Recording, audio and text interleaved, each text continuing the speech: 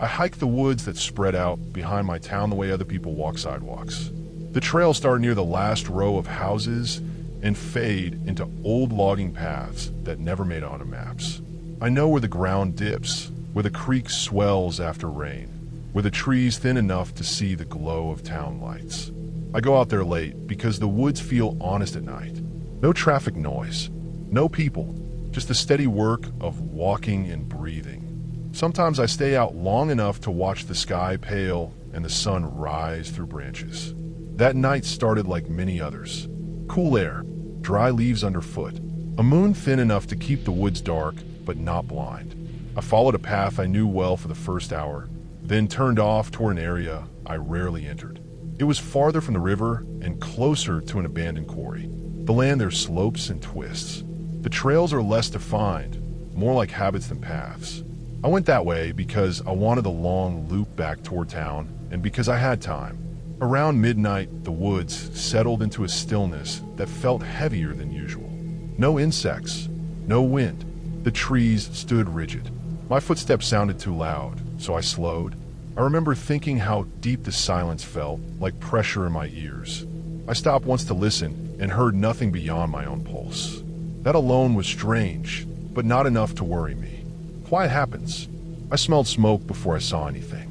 Not the sharp scent of a campfire, but something thicker, rubbery, wrong. I followed it carefully, stepping off the faint trail and moving between trees. The ground changed under my boots. Less leaves, more packed dirt, old trash half buried, bent cans, torn plastic. That caught my attention more than the smoke. People rarely come this deep, and when they do not leave things behind like that. The first structure came into view without warning. A low shape leaned against a tree, built from warped plywood and rusted sheet metal. A bed sheet hung across the front, tied with rope. It did not move. There was no sound from inside. I stood still and scanned the area, expecting someone to step out, but nothing happened. As I moved forward, more shapes emerged. Small hovels clustered in a loose ring, each one different, each one thrown together from whatever could be carried or dragged. Shopping carts stripped of wheels. Blue tarps patched with duct tape. Broken doors used as walls. The ground was trampled flat in the center, forming a common space. In the middle sat a fire pit made from an old tire laid on its side and filled with dirt and stones. A fire burned inside it, low but steady. The rubber smell came from that. The flames licked quietly, orange against black. I counted the structures without meaning to. 10, 11, maybe 12. Enough for a small group to live there, at least for a while. Enough that someone should have been awake. Enough that I should have heard something. I heard nothing. The fire was fresh. The wood had not burned down far. The heat reached my face when I stood near it. Someone had fed it recently. I checked the ground for footprints and saw many, overlapping, pressed deep into the dirt. Some led off into the woods in different directions. None came back. I felt exposed standing there. The clearing was ringed with trees, thick and close, blocking any view beyond a few yards. Whoever built this place knew how to keep it hidden. From any trail, it would be invisible. You would have to stumble into it the way I did. I walked slowly around the perimeter, keeping my light low and angled toward the ground. Inside one hovel, I saw a pile of blankets, flattened from use. Another held crates stacked with canned food and bottled water. In another, clothes hung from nails driven into wood. Shoes sat neatly beneath them. Nothing looked abandoned in the way forgotten things do. It looked paused. The longer I stood there, the more the silence pressed on me. No coughing, no shifting, no distant voices, no radios. The fire popped once, loud enough to make me flinch. My mind tried to build reasons. Maybe everyone had gone to town. Maybe they were out scavenging. Maybe they slept elsewhere. But the fire argued against that. Fires get built for warmth or light or company. You do not leave one burning in the middle of the night unless you plan to return soon or unless something interrupted you. I noticed the smell again, stronger now. The tire pit was not just old rubber. Mixed in was the scent of burned plastic and damp earth. I imagined breathing that in for hours and felt my throat tighten. I thought about leaving right then, but curiosity held me. I wanted to understand how this could exist so close to town without anyone knowing. I wanted to know why it was empty. I wanted to know if I was alone. I checked my phone. No signal. The time read just after 1. I turned off my light and stood still, letting my eyes adjust. The fire gave enough glow to see the shapes of the hovels and the trunks around them. Beyond that was black. That was when I noticed movement at the edge of the clearing. Not a person, just a shift. A dark shape passing behind trees, too smooth to be an animal. It did not come closer. It circled, staying just out of the firelight. I strained to hear footsteps and heard none. My chest tightened. I reminded myself that the woods play tricks that tired eyes invent motion. Still, I turned my light back on and swept it across the trees. Nothing reflected back. I decided then to leave. Whatever this place was, it was not meant to be found. I took a last look around to fix it in my mind and started back the way I came. The moment I stepped beyond the trampled ground, the silence broke. A branch snapped somewhere behind me, then another, farther off. Not random, spaced, measured. I did not run.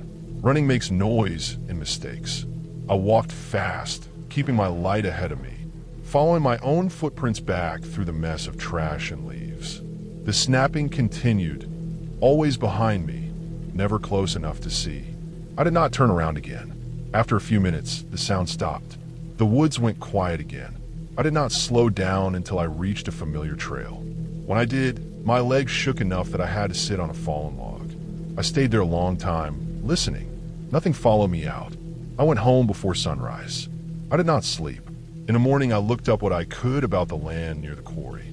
Old records mentioned transient camps going back decades. People living off the edge of town, moving when discovered. There were reports of thefts, illegal dumping, small fires found and put out. One note mentioned a tire fire discovered deep in the woods years earlier, still burning when officials arrived, with no one around. A week later, I went back in daylight, not to the clearing, but to the nearest trailhead. Fresh signs had been posted. No trespassing. Environmental hazard. Cleanup scheduled. I spoke to no one, but I watched trucks roll in over the next month, hauling out debris. From a distance, I saw them tear down structures and smother the pit. I never returned to that spot. I still hike at night, but I keep the known paths. I do not wander. I learned that some places exist because they stay unseen, and some people survive by moving faster than attention. That night, I walked into the space between their leaving and their return. The fire was not abandoned by choice. It was left behind because they had to go all at once, quietly, into the woods they knew better than I ever will. I hike the woods behind my town because they feel like neutral ground. They sit between neighborhoods and farmland, crossed by old footpaths and forgotten access roads. I know most of them by habit rather than memory. My feet recognize the slopes and routes even when my mind wanders. I go late sometimes after work, after dinner, when the trails are empty and the light fades slowly enough to stretch the walk into night. I have always liked that quiet hour when the woods shift from day, sound to something deeper. That night was no different at first. I parked near a locked gate and followed a trail that runs parallel to a creek. The air was cool and still. Leaves had started to fall, making the ground soft and uneven. I walked without a light for a while, letting my eyes adjust, moving at a pace that felt automatic. I had no destination. I planned to loop back toward town before midnight. As I went deeper, I noticed the woods growing quiet in a way that felt intentional. Not empty, but paused. No birds settling. No insects. The creek still moved, but even that sound seemed distant. I slowed without thinking. My steps sounded louder than they should have. I smelled smoke not long after. It was faint, almost gone, but wrong for the area. Not the clean smell of a small campfire. It carried damp fabric and burned plastic. I stopped and listened.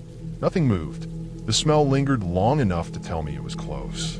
I followed it off the trail, stepping carefully between trees. The ground changed from leaf cover to packed dirt. Trash appeared in pieces, not scattered, but placed.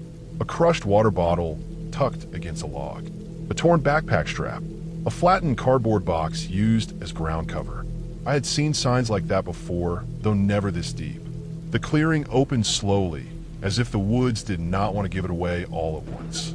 Small structures sat under trees, low and uneven, built from tarps, scrap wood, sheet metal, and fabric. They blended into the shadows well enough that I almost walked into one. A fire pit sat in the center, made from stones and a rusted barrel cut in half.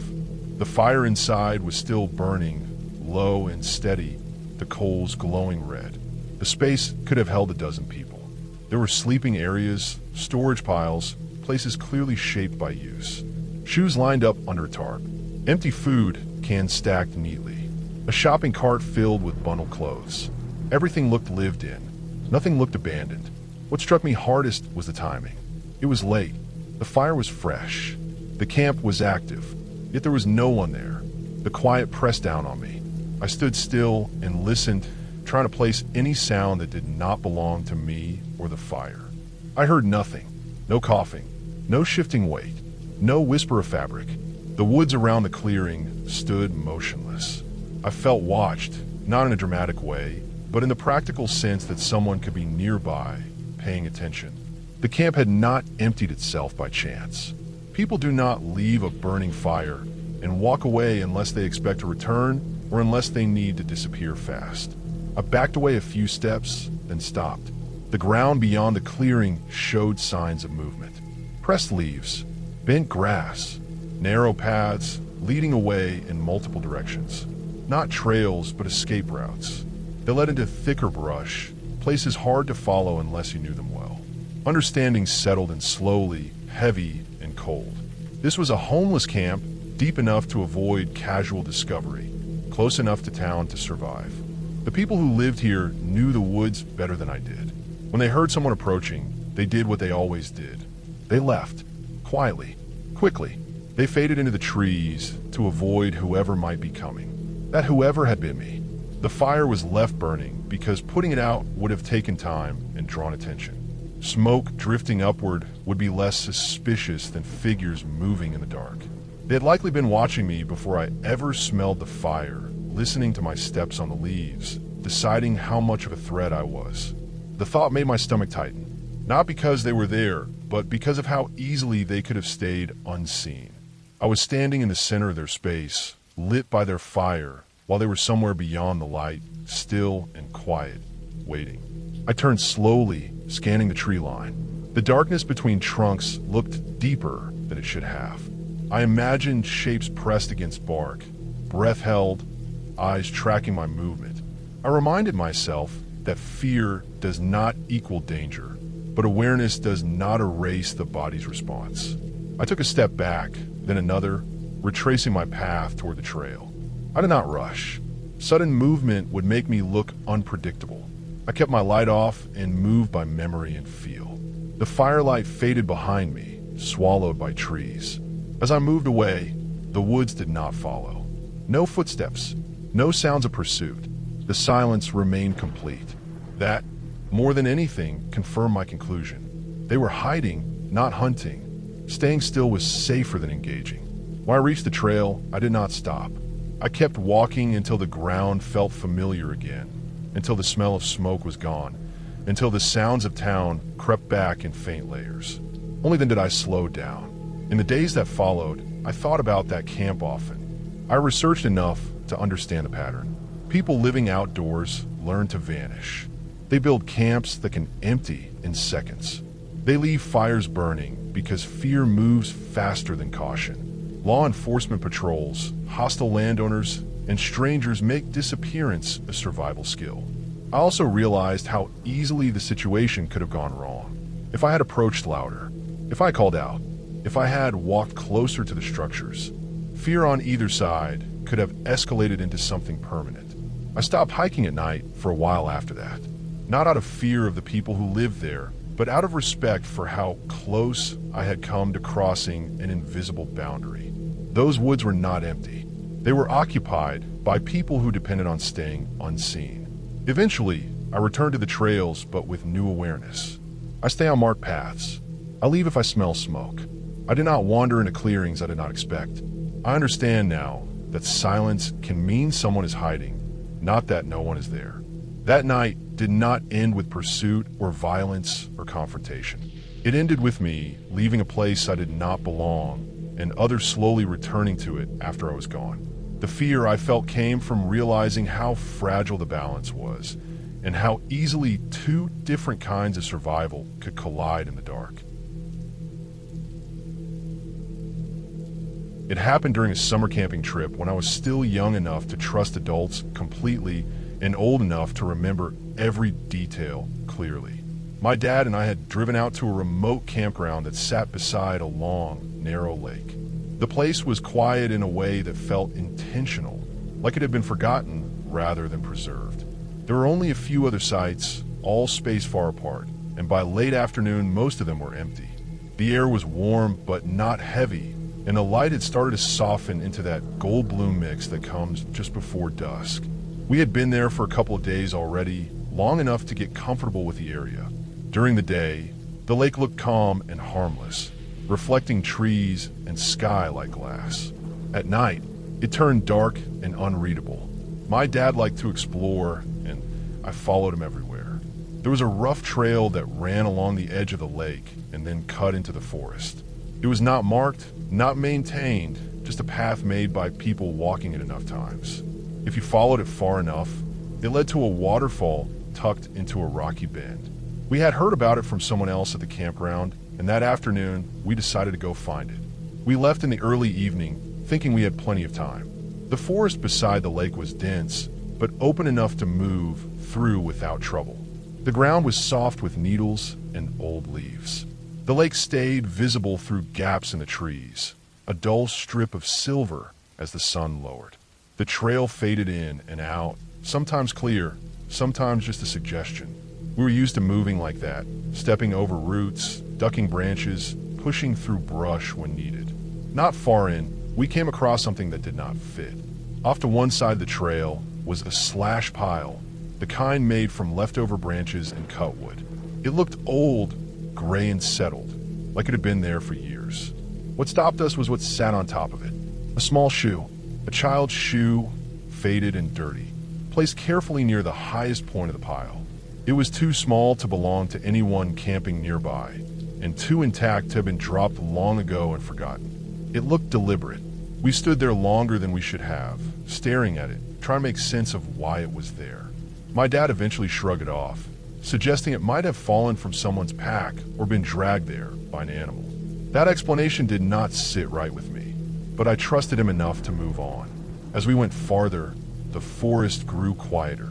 Not silent, but muted. The usual evening sounds felt distant. The light dimmed, shifting from warm to cool. Shadows stretched and merged. When we reached a small clearing, my dad stopped and stepped aside to take care of business. The clearing was not large, just a break in the trees where the ground flattened out. We stood facing opposite directions, both of us looking into the forest on our own side, giving each other space. That was when we heard it, a child's voice, clear and close enough to carry easily. It came from the edge of the clearing, not far from where I stood. It sounded calm, almost casual, as if someone was trying to get attention. It did not sound scared. It did not sound playful. It sounded present. For a brief moment, neither of us reacted. The sound hung in the air, out of place and wrong. My dad turned toward me, clearly thinking the voice had come from my direction. When he saw my face and realized I had not spoken, the mood shifted instantly. We searched. We walked the perimeter of the clearing, then pushed into the trees, calling out in case someone was lost or hiding. We checked behind logs, around rocks, through brush. We moved slowly and carefully, scanning for any sign of another person. The light continued to fade as we looked, stretching shadows into deeper shapes. The forest felt bigger with every step. We found nothing. No footprints. No broken branches that suggested recent movement. No voices. No signs of a child or an adult nearby. After a while, the search began to feel pointless. The unease grew heavier, settling into my chest. My dad stopped and looked around one last time, then made the decision to turn back. The waterfall no longer mattered. We retraced our path toward the campground, moving faster now, staying close together. The forest seemed different on the way back. The path felt narrower. The trees pressed in. The lake was no longer visible, hidden by shadow. As dusk slipped into early night, sounds began to rise behind us. At first it was subtle, a twig snapping not far off, then the rustle of leaves out of rhythm with our own steps.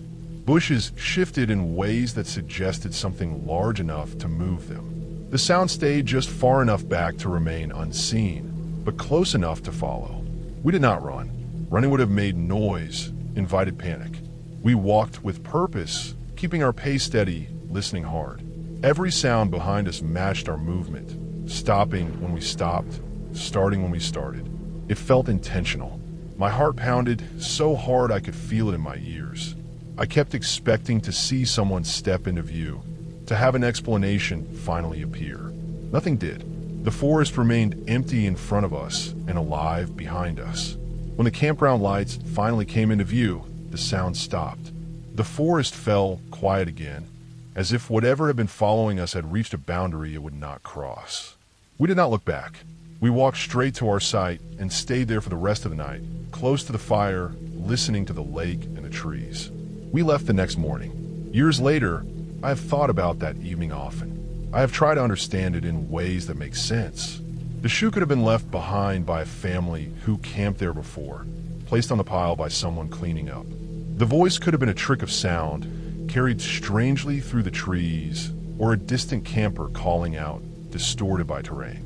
The following noises could have been an animal curious about two people moving through its space, keeping pace out of caution rather than threat. All of those explanations are possible. What stays with me is how clearly it all lined up, how each strange detail fed into the next, how the forest shifted from familiar to hostile without ever showing us a single face. Nothing supernatural happened. No mystery was solved. What happened was a reminder of how little control you have in places like that, and how quickly confidence can turn into fear when the environment stops making sense. We never went back to that campground, not because of a single moment, but because of the way the whole experience fit together too cleanly to ignore. Some places do not want to be explored after a certain hour, and sometimes the safest choice is to listen to that feeling and leave before the dark finishes settling in. I've spent a lot of time outdoors, enough to know the difference between normal unease and real fear. This was not a hiking trip. This was car camping on public land, the kind of place people use because there are no campgrounds, no fees, no rules beyond common sense. We were deep on BLM land in Colorado, south of Gypsum, far from anything resembling help. It took an hour and a half of slow driving down a Forest Service road to get there. Washboards, loose rock, long stretches where the trees close in and the sky disappears. We did not pass another car the entire way. No pullouts, no houses, no fences, just forest and distance. When we finally picked a spot, it felt perfect.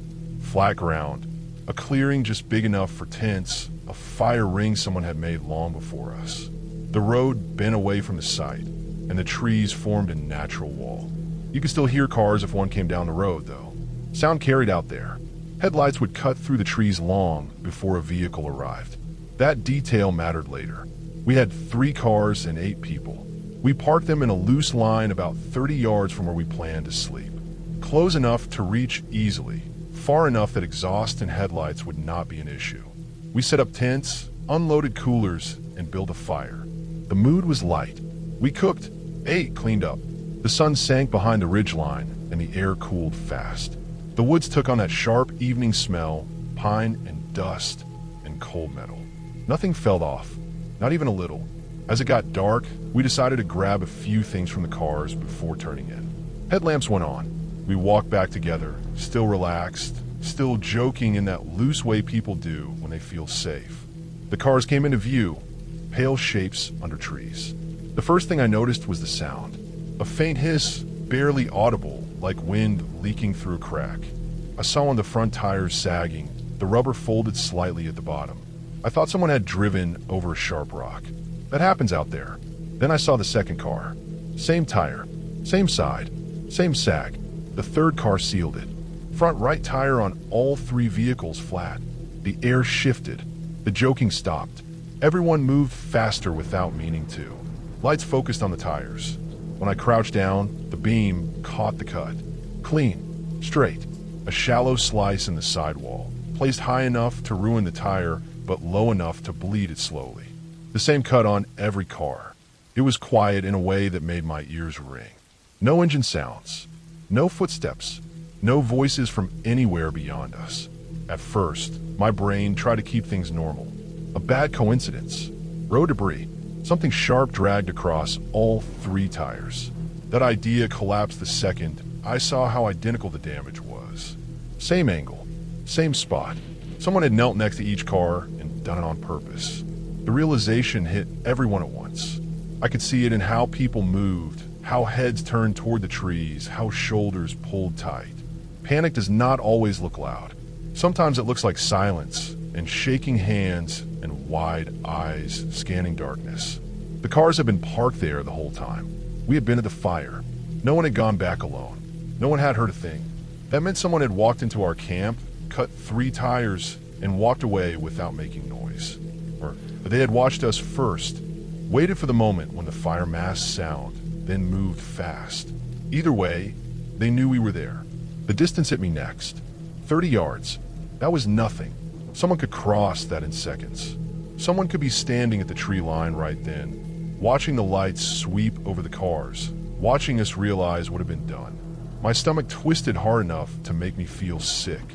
We worked fast after that, not because we were calm, but because fear sharpened everything. Spare tires came out.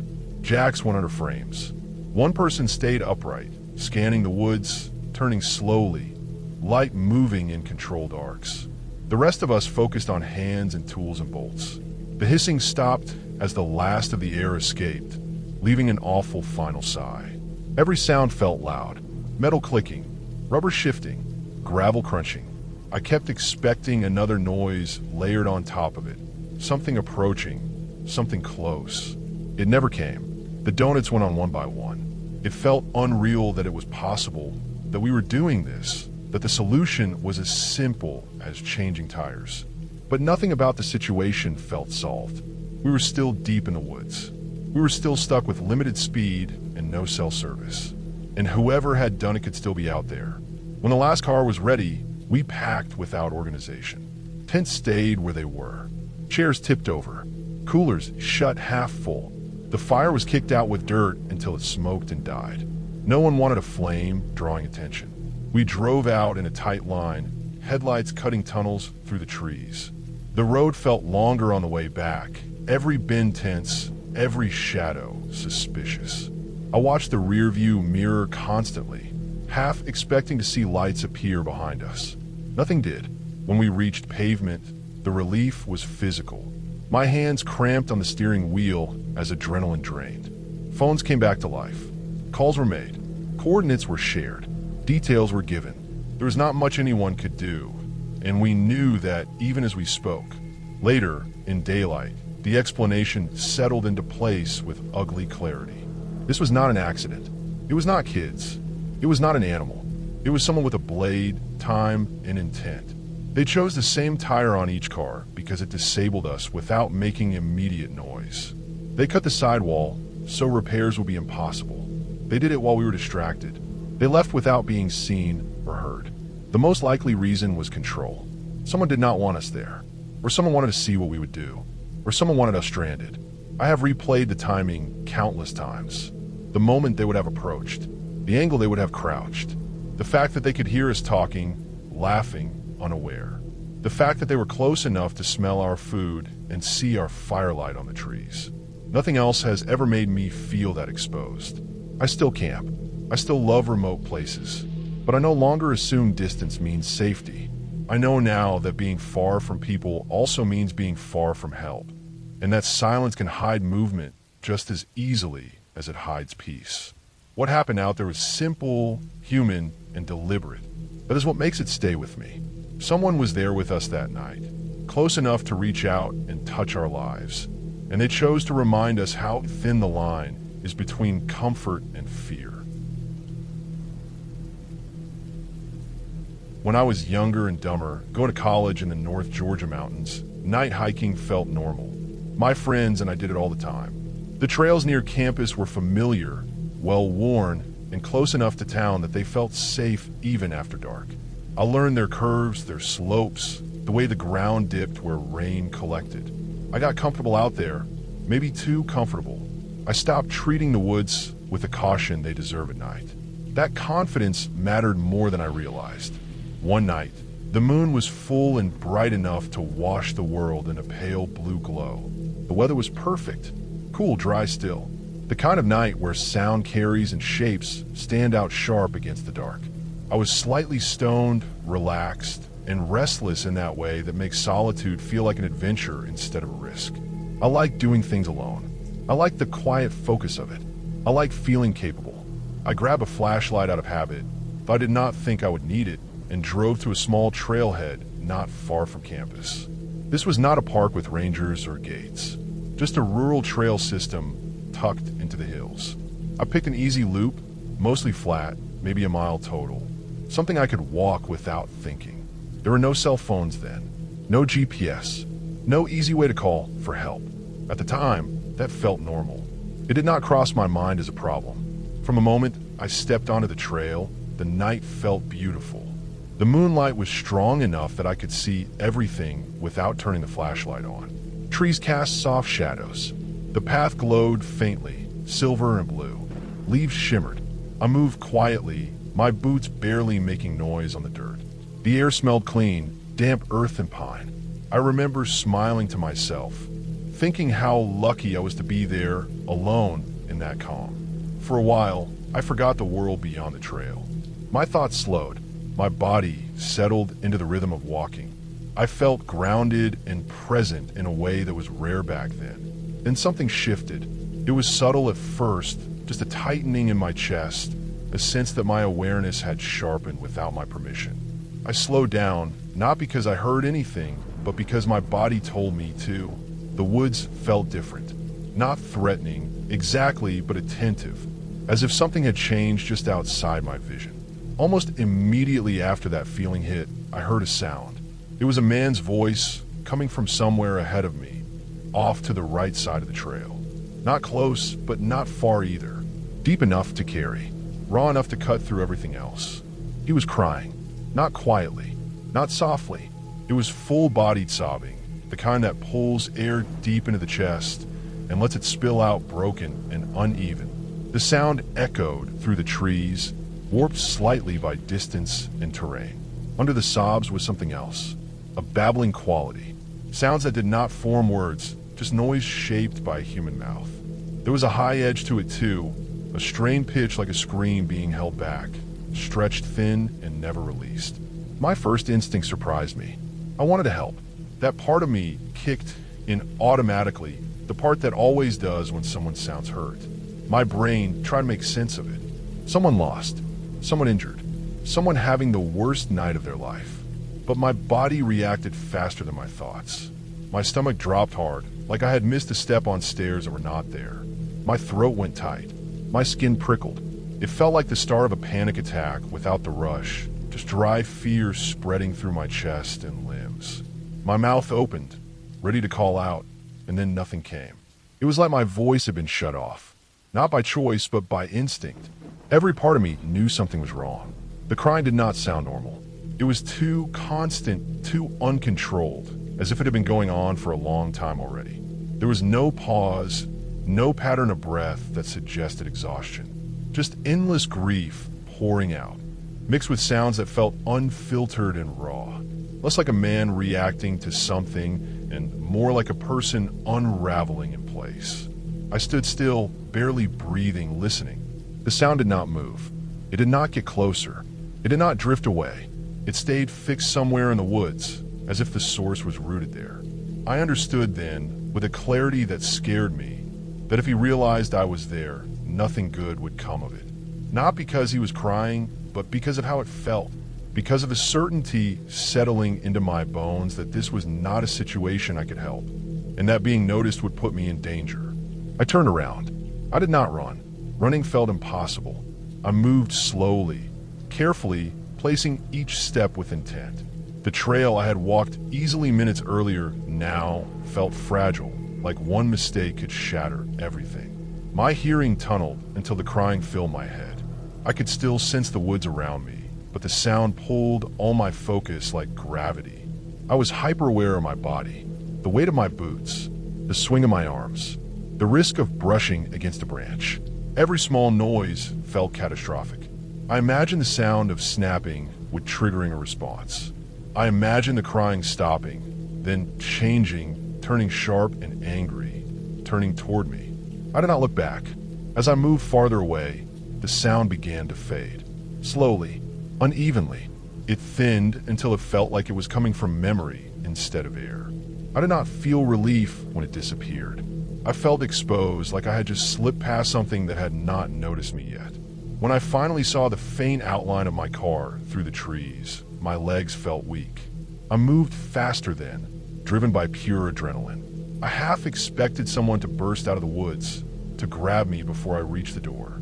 That fear stayed with me until the locks clicked shut and I started the engine. Only then did my body let go. The panic hit hard and fast once I was driving, shaking hands, shallow breaths, vision narrowed by adrenaline. I made it back to campus on muscle memory alone. I parked and sat in the car for a long time, letting my heart slow, letting the world feel solid again. I never felt guilty about leaving that man out there. Not once. I know what guilt feels like. This was not it. What I felt was certainty, the kind that comes from instincts older than logic. I was slightly stoned, yes, but not enough to invent that reaction. Not enough to fabricate the clarity of danger that hit me in that moment. Years later, I still think about it sometimes. Not obsessively, but with a quiet unease. I think about how visible I would have been if the moon had not been so bright. I think about what would have happened if I clicked my flashlight on, even for a second. I think about how easily my curiosity and confidence could have put me in his line of sight. That night taught me something simple and permanent. The woods at night are not empty just because they look peaceful, and not every human sound is a call for help. Sometimes, the safest thing you can do is listen to the part of yourself that knows when to disappear. I grew up hearing that story long before I ever saw the place myself. My dad did not tell it often, and when he did, he never dramatized it. That alone made it stick with me.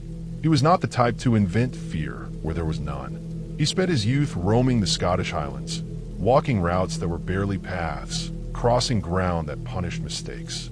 When something unsettled him, I paid attention. Years later, when I was old enough to keep pace with him, we went back. The Highlands have a way of shrinking people. Even on clear days, the land feels endless and indifferent. Hills roll into one another without clear edges. Cliffs appear suddenly, cutting the ground away as if someone erased it. Sound carries strangely. Wind moves through grass and stone in uneven waves. It is beautiful, but it never feels friendly. We started the hike early.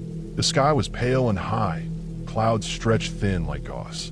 The ground was damp but firm. We followed a rough track that climbed steadily, not steep enough to be exhausting, but long enough to wear you down. There were no trees after a certain point, just scrub and rock in the open sky.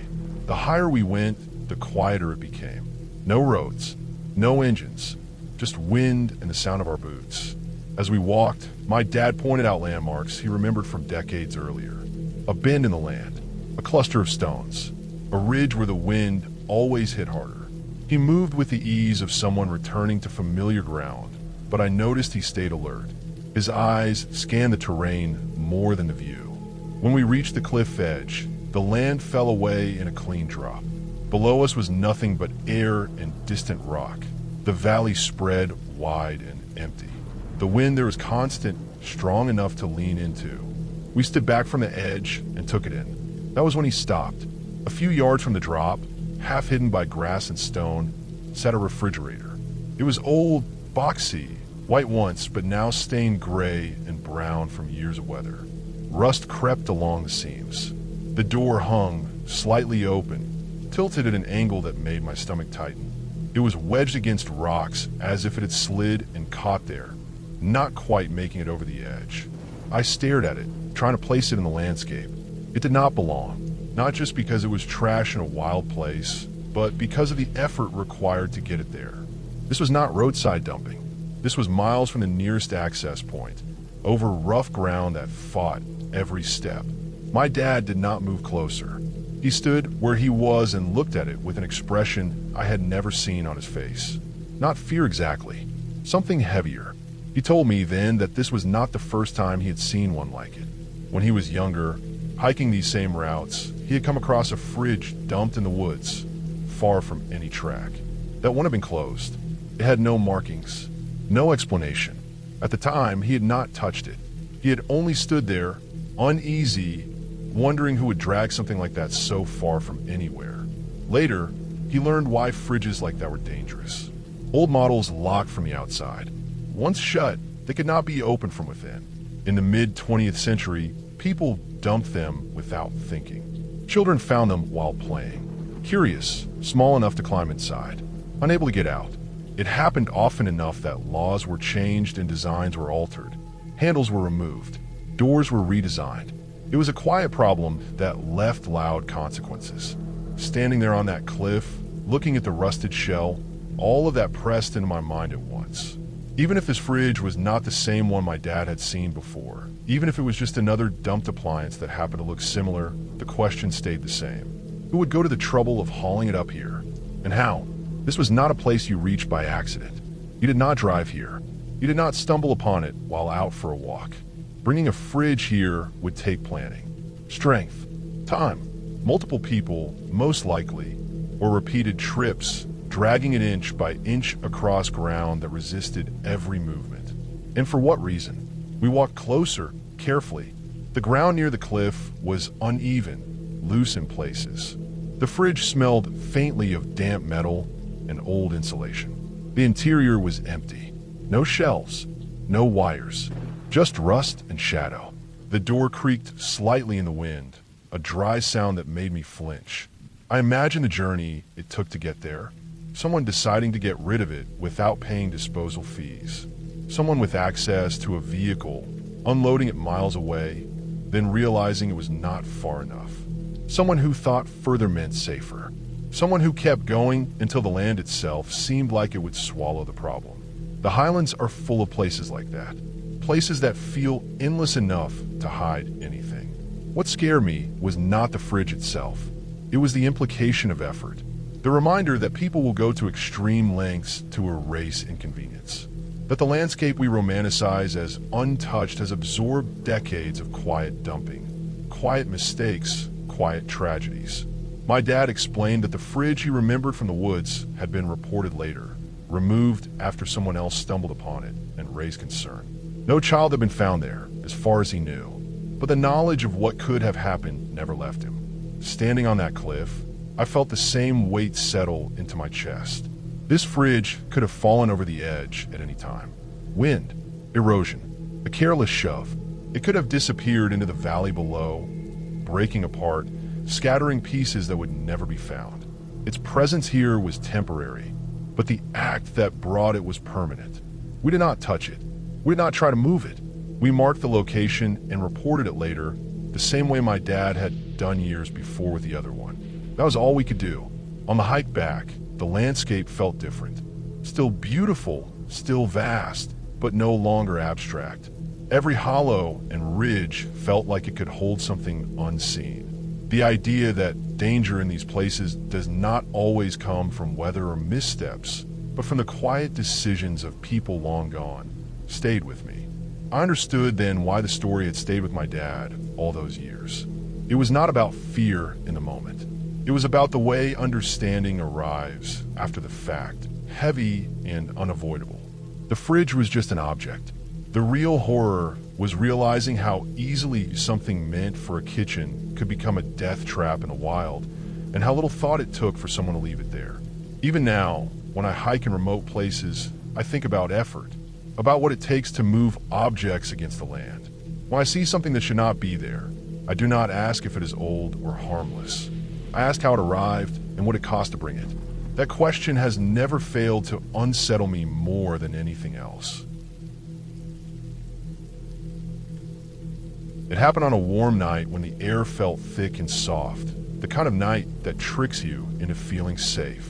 We were in a large public park, the kind that sits on the edge of a city but feels removed once you walk far enough in. During the day, it is full of joggers, families, people walking dogs, people cutting through on their way somewhere else. At night, it empties out in stages until only the paths and clearings remain, quiet and open in a way that feels private even though it is not. We had walked in without much thought. We were young, comfortable with each other, and careless in the way people can be when nothing bad has happened yet. There was a picnic clearing near the river, a wide patch of ground with a few old wooden tables spread out beneath tall trees. The river curved along one edge of the clearing, and that night the moon was bright enough to paint its surface in broken silver. The rest of the clearing sat in near total darkness. No lamps, no nearby roads, just black shapes of trees and the low sound of water moving. It was close to midnight. The park felt abandoned. No footsteps, no voices, no distant music, the kind of quiet that feels earned after a long day. We picked one of the picnic tables near the edge of the clearing. I sat facing the river, drawn to the light and movement, while he faced the tree line behind me. That detail matters more than it should. At the time, it felt like nothing.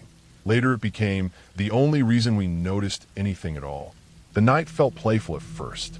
The table was rough under my hands. The air carried the smell of damp wood and grass. Somewhere insects buzzed softly, though even they seemed muted. I remember thinking how exposed we were and dismissing the thought just as quickly. People came here during the day. At night, it was empty. That was the appeal. Time blurred in that way it does when you stop paying attention to it. My focus stayed on the river, the way moonlight broke across the surface and disappeared behind reeds along the bank. Everything beyond that felt distant and unreal, like the world had shrunk to a small, private space. Then his body changed. It was not sudden movement. It was the opposite. He went completely still. The shift was immediate and total, like someone had flipped a switch. The warmth and closeness vanished, replaced by tension I could feel without looking at him. His breathing changed. The way his hands rested changed. Something in his posture told me, before anything else did, that something was wrong. He leaned slightly, just enough that his mouth was closer to my ear, and said something in a low, controlled way. I did not hear panic in it. I heard certainty. I turned my head. At first I saw nothing, just darkness where the trees stood, dense and unreadable. Then I noticed movement, not of branches or leaves, but of something steady and upright. A shape detached itself from the black background and moved forward. All I could see was a white t-shirt. It floated toward us through the darkness, bright against the night, attached to a body I could not make out. The rest of him was swallowed by shadow. No face, no hands, no legs, just that white shape moving closer at a brisk, deliberate pace. My brain lagged behind my body. It tried to offer explanations that did not fit. A jogger, someone cutting through, someone who did not realize we were there. None of those ideas matched the speed or direction. He was not passing the clearing. He was crossing it, straight toward us. The distance closed faster than I expected. What had seemed far suddenly was not. I realized later he must have already been walking toward us when we first noticed him. He had not changed direction. He had been coming the whole time. Fear hit me clean and sharp. There was no confusion in it, no time for second guessing. Just the certainty that we were not supposed to be there, and that whoever this was had no reason to approach two people sitting in the dark at midnight unless something was wrong. I moved without thinking. I slid off the bench and ran. Not carefully, not quietly. I ran because my body decided that staying still was no longer an option. I did not look back. I did not check to see where he was. I trusted that my boyfriend would follow because he always did, and because fear has a way of pulling people together even when they scatter. The ground was uneven. Grass gave way to dirt. My foot caught once, and I nearly went down, but momentum kept me upright. The darkness felt thicker once I turned away from the river. Trees closed in. The path appeared just in time, pale and narrow under the moonlight. I could hear footsteps behind me, heavier than mine, but matched in rhythm. I did not know if they belonged to him or someone else. I refused to find out. We ran until the park changed shape, until the trees thinned and the path widened, until the distant glow of streetlights seeped through branches. Only then did my body slow, my lungs burning, my hands shaking so hard I had to brace them on my knees. He caught up fully then, close enough that I could feel his breath, and we kept moving, walking fast, not stopping until we reached the edge of the park where pavement replaced dirt and the world felt normal again. We never looked back. Later, when my heart rate dropped and the shock wore off, the details replayed with cruel clarity. The way the white shirt stood out so sharply, the speed of his approach, the silence. He never called out, never made a sound, never gave any sign of surprise at seeing us. He just kept coming. I measured the distance in my mind over and over.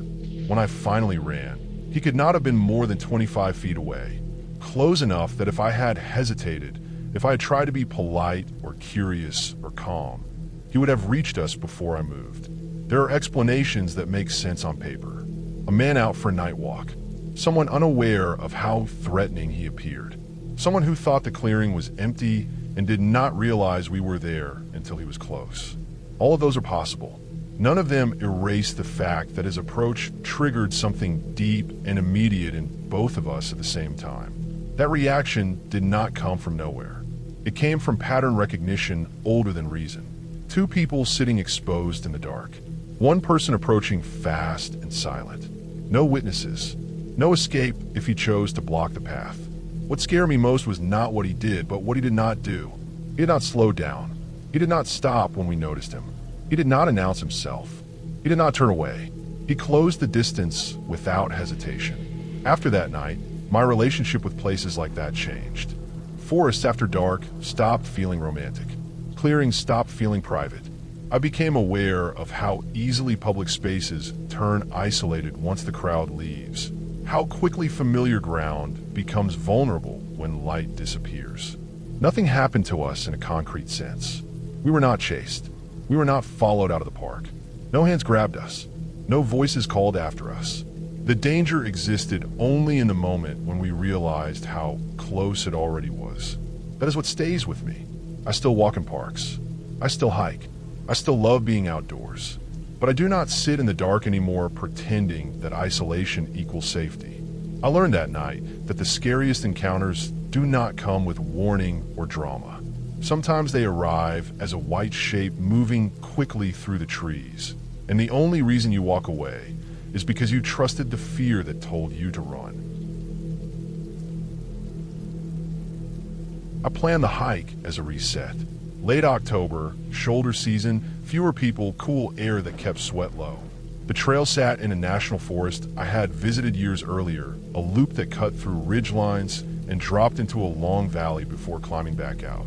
The map showed steady grades, no scrambles, plenty of water.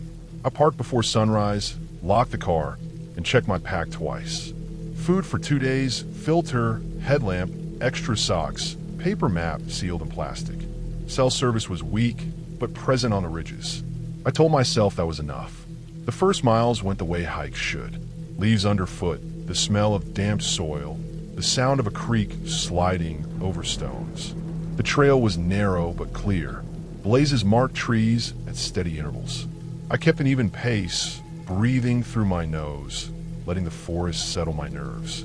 There were no fresh tire tracks near the trailhead, no other cars when I arrived. That felt normal for a weekday. By late morning, clouds moved in and flattened the light. The woods took on a muted look, brown and gray, depth harder to judge. I reached the first junction where the loop split. The signpost leaned, but was readable. I took the longer leg, the one that followed the valley. The map showed several crossings and a gradual climb near camp. I expected solitude there. An hour later, I noticed the first odd thing. One of the blazes was scratched, not faded. The paint scored as if scraped by a tool. I assumed vandalism or a bear rubbing a tree. The next blaze looked similar. A third had bark peel below it. I slowed down, scanned the woods, listened. The forest held its usual sounds. Wind through leaves, distant water. I moved on. The trail dipped toward the creek. The path narrowed and then widened again packed dirt giving way to stones. At the crossing, the water ran higher than expected but clear. I hopped across and checked my boots for leaks. On the far bank, the trail marker was gone. The tree stood bare. I followed the tread anyway. It stayed obvious for a while. As the afternoon wore on, the light dimmed further. The clouds thickened and pressed low, making the valley feel deeper. I came across footprints that did not match mine. Fresh boot prints, wide tread, deep heel marks. They headed the same direction. That did not alarm me at first. Trails are shared spaces. Still, I took note of the pattern. The prints were consistent. One person, steady pace. The trail markers became less frequent. At one point, the path split around a fallen tree and rejoined. On one side, the ground looked trampled. On the other, it looked untouched. I followed the trampled side and soon saw another scraped blaze. The map said the trail hugged the creek for another mile before climbing. The creek was still there, but the trail drifted away from it. I stopped to orient myself. The valley walls rose steep on both sides. The creek sound faded as the trees thickened. I checked the map and compass. The bearing seemed off by a few degrees, not much, but enough to matter over distance. I backtracked a short way, found the last clear blaze, and confirmed the direction. I continued with more care. The footprints appeared again, closer together now, as if the person ahead had slowed. Then they vanished. The ground changed to leaf litter where prints would not hold. The air felt heavy. I realized I had not heard birds for a while. That happened sometimes, but the silence pressed in. I reached another junction that did not match the map. A faint side path cut uphill, barely visible. No signpost, no blaze. The main trail ahead looked narrower than before, almost like a game trail. I hesitated. I took out the map again and traced the valley with my finger. The climb should not start yet. I decided to backtrack to the last known crossing and reassess. When I turned around, the trail behind me looked different. A branch lay across it that I did not remember stepping over. Freshly broken, pale wood exposed. The footprints reappeared on the far side of the branch, pointed away from me. I stood still and listened. Somewhere upslope, a stone clicked against another, then silence. I told myself it was coincidence. Rocks fall, branches break. I moved back the way I came, slower now, eyes scanning for blazes. I found one scratched, nearly clean, the paint almost gone. That tree was on the wrong side of the trail. I felt a tightness in my chest that had nothing to do with exertion. The next creek crossing came sooner than expected. The water here was narrower, darker, with undercut banks. On the far side, the trail marker had been covered with mud. Not weathered mud. A smear, hand-shaped, drying at the edges. I did not touch it. I crossed and followed the tread. The valley closed in. The walls felt closer, the trees taller. The light took on a dim green cast. My sense of direction dulled. I checked my watch and realized the afternoon was slipping away. I needed to find the designated campsite before dark or turn back entirely. Turning back meant retracing uncertain ground. I heard a sound then that made me stop cold. Not a voice. A controlled noise, like a boot scuff on dirt, close enough to be deliberate. It came from behind me and to the right. I turned slowly, heart pounding. I saw nothing, only trunks and brush. I waited. The sound did not repeat. I moved again, faster now, keeping my steps light. The trail bent sharply and climbed a short rise. At the top, the path ended. Not faded, ended. Ahead lay a wall of brush and young trees. No blaze, no tread. I looked left and right. To the left, the slope dropped steeply toward the creek. To the right, the ground rose into dense growth. This was not on the map. I stood there longer than I should have. The silence felt intentional. I noticed another thing then. On the ground near the brush, a length of orange tape lay cut cleanly in half. Survey tape, fresh cut. The pieces were placed parallel, like a sign. My breathing went shallow. I understood then that the trail had been altered. Markers removed, blazes damaged, signs obscured. Not random. Someone had taken time. Someone who did not want people here. I backed away from the dead end and moved downhill toward the creek, choosing a line of least resistance. I slipped once and caught myself on a sapling, bark rough against my palm. At the water, I turned downstream, using the sound to orient myself. The banks were slick. Progress was slow. I heard movement again, closer now, pacing me above the bank. Leaves rustled in a steady rhythm that matched my steps. When I stopped, the sound stopped. I did not look up. I kept my eyes on the ground and moved. The creek bent and widened. I found a place where the bank flattened and scrambled up. The woods here looked different. The ground was disturbed, soil turned, plants crushed. A faint smell reached me, sharp and skunky, out of place. I recognized it from stories, from news reports. Hidden grows in public land. People guarding them did not want witnesses. I did not linger. I turned away from the smell and pushed through brush, ignoring scratches, keeping low. The terrain climbed hard. My legs burned. The light dimmed further. I checked my compass and aimed for the ridge, knowing that cell service might return there. The sounds followed for a while, then faded. I did not slow down. When I reached the ridge, the trees thinned. Wind cut through my sweat and raised goosebumps. I pulled out my phone. One bar appeared, then two. I marked my location on a map app and started moving along the ridge toward where the loop should reconnect. I found a blaze there, intact and bright. Relief washed through me, so strong my knees wobbled. I followed it, then another. The trail widened and the ground firmed. I did not stop until I reached the campsite clearing shown on the map. It was empty. I did not set up camp. I drank water, ate a bar, and kept moving toward the trailhead. Night came fast. I used my headlamp, keeping the beam low. The trail remained clear. No more altered markers. No more smells. The forest sounds returned. Owls called. Leaves stirred. Normal returned in pieces. I reached my car after full dark. I locked myself inside and sat with my hands on the wheel, breathing until the shaking stopped. The drive out felt unreal. At home, I washed the scratches and slept poorly. 2 days later, I contacted the Forest Service and reported what I had found, giving coordinates and details. Weeks later, a notice appeared on their site about a closed section of trail due to illegal activity and safety concerns. The loop was rerouted. The valley leg was removed. I still hike. I still carry a map.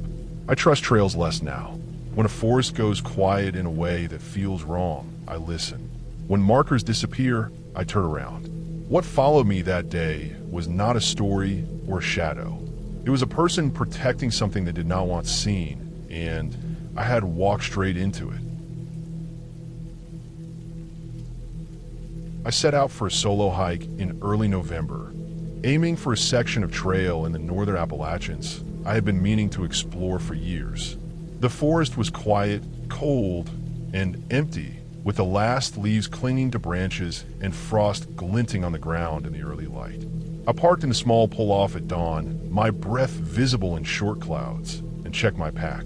Water, snacks, extra layers, headlamp, and a small first aid kit. I had told no one exactly where I was going, only that I would return by evening. The trail started easy, a soft slope with packed dirt underfoot and scattered leaves crunching with each step. A creek ran alongside, thin and clear, bouncing sunlight across wet rocks. I took my time, noting the patterns of branches, the way moss curled around stones, the chill settling into my gloves. There were no other hikers yet. Even the birds were quiet. The air had that clean, sharp smell of frost and decay.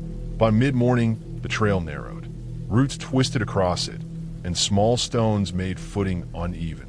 I passed a series of blazes that were faint but still visible. The forest felt deeper here, enclosed, as if the canopy had grown heavier and darker overnight. The sound of the creek faded as the slope rose. I slowed, taking care with each step, listening to the forest settle around me. I reached a small clearing where the trail split. One path went along the ridge, the other descended into a narrow valley. I chose the valley, drawn by the thought of the creek and the soft moss lining its edges. The incline lessened, but the ground became wet, slippery. Small streams cut across the path, creating shallow mud pools. My boots sank slightly, the cold seeping through. I kept a steady pace, aware that the sun was already dropping behind the hills. It was there, around the bend of the valley, that I noticed the first strange detail. A tree along the path had its bark peeled away in a rough rectangle at about waist height. I assumed a bear or some other animal, though the cut looked deliberate. A few steps further, another tree bore the same mark. The forest seemed oddly still. The air felt heavier, my own breathing louder. I told myself it was nothing, just natural occurrences. I followed the creek, stepping carefully over wet rocks. The trail markings became irregular. Where once blazes had guided the way, there were now gaps, bare trees where paint once was. I scanned the ground and noticed footprints. Large, heavy boots heading the same direction as mine. They were fresh. I stopped, checked my surroundings, and when I turned back, no one was there. The prints continued past the bend, and I hesitated before following. The further I went, the narrower the path became. The forest closed in, branches brushing my shoulders, fallen leaves muffling sound. The creek widened, but it ran under overhanging roots, hidden from view, and the path stayed high and narrow on the bank. I felt exposed in a way I hadn't anticipated. The footprints remained sporadic, sometimes clear, sometimes fading in the leaf litter, always ahead. By late afternoon, the light had dulled, filtered through gray clouds. The trees cast long shadows. I came across another unusual sight, a section of trail that had been recently trampled, as if someone had forced their way through the undergrowth. Small branches were broken at knee height, leaves crushed flat. There was a faint smell, a sharp, earthy odor that reminded me of damp soil mixed with chemical cleaning agents. I paused, uneasy, my stomach tightening. I considered turning back, but the map said I was close to the campsite marked in the valley.